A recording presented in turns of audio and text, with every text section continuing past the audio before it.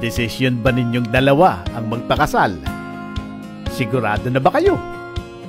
At gusto ninyo ay magarang civil wedding pero halos walang gastos?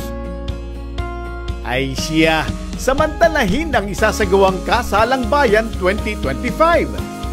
Magsadya na sa City Civil Registry Office sa ground floor ng New Tayabas City Hall para magpatala at maisagawa ang assessment ng mga kinakailangang dokumento para maikasal.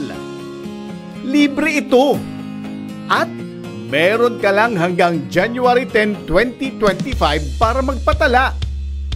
Dalhin lamang ang inyong mga birth certificates, barangay certificate of residency, bagong sedula at valid government-issued ID.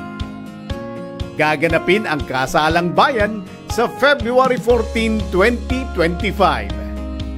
Para sa mga katanungan, maaaring mag-inquire sa Facebook account ng Civil Registrar Tayabas o tumawag sa 793-2079.